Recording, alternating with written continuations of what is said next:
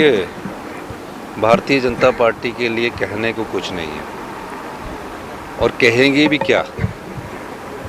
5 गुटों की बटी भाजपा कह तो कर तो कुछ नहीं सकी। पिछले 5 साल में डबल इंजन की सरकार थी। हमको विकास कार्यों की बात कर रहे तो आज आपके सामने राकेश कालिया जी ने जो सबसे बड़ा पुल यहाँ गगरेट के लिए स्वीकृत करवाया, वो क्या विकास उनको नज़र नहीं आ रहा? 400 मीटर लंबा, जो काफ़ी आज़ादी के बाद से काफ़ी लोगों की मांग रही थी, और कालिया जी ने किस प्रकार उसको डलवाया और किस प्रकार आके मुझसे 10 बार तो मैंने ही फ़ोन किए होंगे, तो उनको विकास नहीं नज़र आ रहा है। और डिप्टी चीफ मिनिस्टर ऊना से है, सारा जितना भी पुल और IPH का कार्य हो रहा है, युद्ध स्तर पर हो रहा है, सारे जगह हमारा विकास का कार्य है। बीजेपी की जो डबल इंजन की सरकार थी, 5 वर्ष में जनता को क्या देके गई? जयराम ठाकुर जी की सरकार ने जनता की संपदा को लुटाया। कैसे लुटाया? जो आपकी मेडिकल डिवाइस पार्क की 1500 बीघे जगह थी, वो मेडिकल डिवाइस पार्क में 23 लाख रुपए में दे दी, जिसकी कीमत आज अब हम इंडस्ट्रियलिस्ट प्लॉट बना के दे रहे हैं 500 करोड़ रुपए है। 3 रुपये यूनिट बिजली दे दी उन्होंने, 3 रुपये यूनिट बिजली उन्होंने पर यूनिट दी, और कहा कि 10 साल तक हम 3 रुपये यूनिट बिजली देंगे। हमने फिर भी बल्क ड्रग पार्क की बात को स्वीकार कर लिया, जिसमें हम अपना धन लगा रहे हैं। जो पावर प्रोजेक्ट हिमाचल प्रदेश में लगने थे, SJVNL, जिसके साथ उन्होंने धौलासील लूरी सुन्नी का समझौता किया, और समझौता हिमाचल के लोगों के हितों की अनदेखी करके किया। समझौता क्या था कि जो फ्री रॉयल्टी हमें 12% मिलनी थी, वो 12 साल तक नहीं ली जाएगी, और ज़िंदगी भर ये प्रोजेक्ट उनके नाम पर हो जाएंगे। हमने उस लड़ाई को भी लड़ा। हमने कहा कि 12% की फ्री रॉयल्टी तो आपको देनी ही पड़ेगी।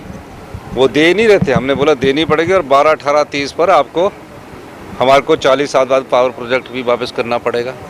डबल इंजन की सरकार, जिसके पास GST कंपनसेशन सेस 5 साल 16,000 करोड़ रुपये आता रहा, हर साल 3200 करोड़ रुपये आता रहा। GST लगने से पहले हिमाचल प्रदेश में एक्साइज और वैट के रूप में सरकार को पूरे प्रदेश की इंडस्ट्री से 4000 से 5000 करोड़ रुपये आता था। अब GST लगने के बाद हिमाचल को क्या नुकसान हुआ? क्योंकि GST लग गया, और GST लगने के बाद हिमाचल को ये नुकसान हुआ कि हमें 150 से 200 करोड़ GST के रूप में उस इंडस्ट्रियल एरिया से आ रहा है, बाकी और स्थान से आ रहा है।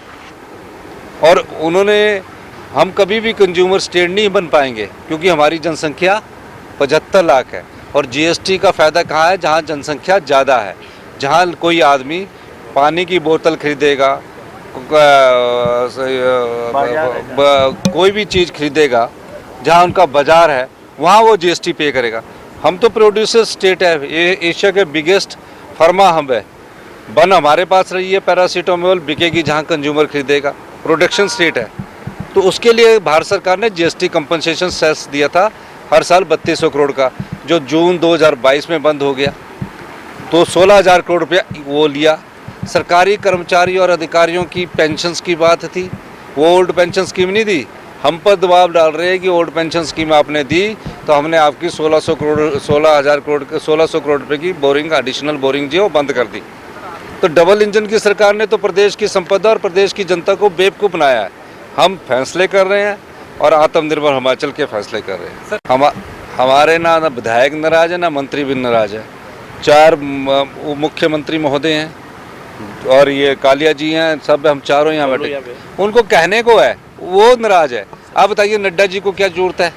राष्ट्रीय अध्यक्ष कभी चंबा में आके इकट्ठा कर रहे हैं, कभी सोलन में आके इकट्ठा कर रहे हैं। उनको परेशानी क्या है? इसी विधानसभा क्षेत्र में ले लीजिए, इसमें कालिया जी के अलावा कोई ग्रुप है? इनके कितने ग्रुप है? तो ये सारी चीज़ें आपको अंदाज़ा लगाना है। तो ये बेचारे फ्रस्ट्रेशन में बोल रहे हैं।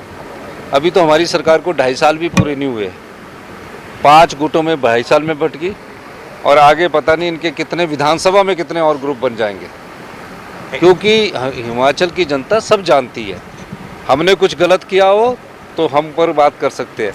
जब हम जनता की सेवा कर रहे हैं, जनता के धन को लुटा नहीं रहे।